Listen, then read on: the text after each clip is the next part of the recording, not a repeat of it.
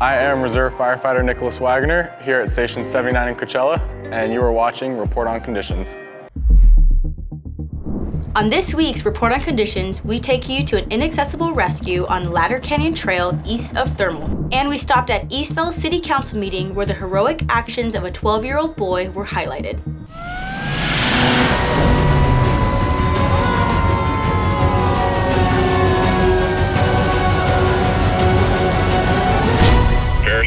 Engine 1 with Report on Conditions.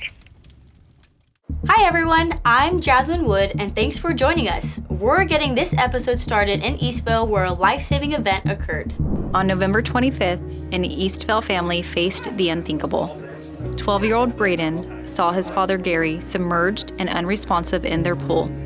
In that moment, fear could have taken over. Instead, courage did. Gary suffered a seizure at home while his 12-year-old son Braden was outside and witnessed the event. Braden immediately called 911, understanding that every second mattered. He yelled for help from outside the yard, and his neighbor George heard those calls. George, a retired serviceman, ran to the pool, retrieved Gary from the water, and began CPR without hesitation. He didn't wait, he acted.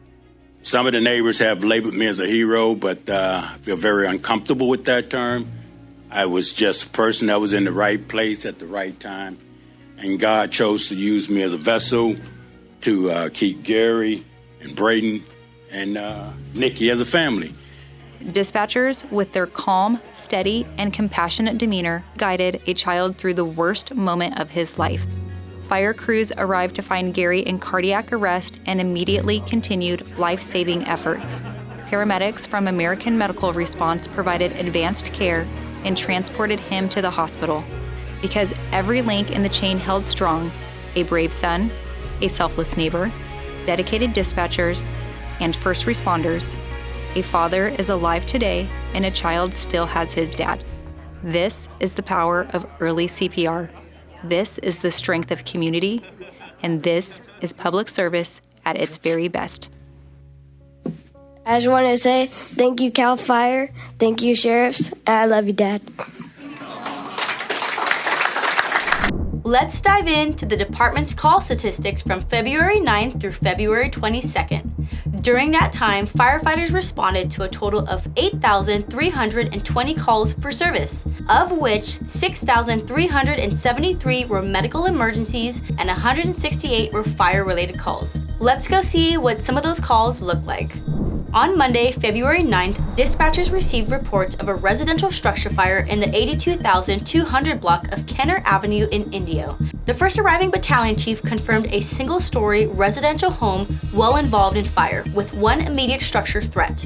Within 30 minutes of their arrival, firefighters contained the flames to the structure of origin.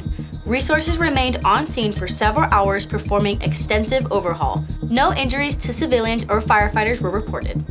Just before 11 a.m. on Sunday, February 15th, firefighters were called to reports of a structure fire in the 26,600 block of Wind Avenue in Winchester. The first arriving engine company officer confirmed one travel trailer well involved in flames while also threatening to ignite 4 nearby exposures. Further complicating the incident was a downed power line near the involved structure, which posed a threat to firefighting efforts. Fortunately, the flames were contained to the original travel trailer, and the American Red Cross was contacted to assist with one displaced adult. Resources remained on scene for about 2 hours performing overhaul. During the midday hours on Thursday, February 19th, reports were received of a hiker having a medical emergency on Ladder Canyon Trail east of Thermal. Due to the location of the patient, California Highway Patrol's Helicopter 60 was able to locate and transport them to a nearby safe landing zone. The patient was then unloaded and transported by a ground ambulance to a local area hospital. In the late hours of Sunday, February 22nd, dispatchers received calls of a vehicle fire near the intersection of Oleander Avenue and Harville Avenue in Mead Valley. The first arriving engine company officer made visual confirmation and reported a single vehicle fully engulfed in flames.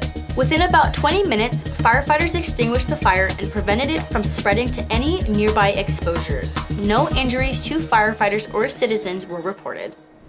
Electricity is a vital part of our everyday lives.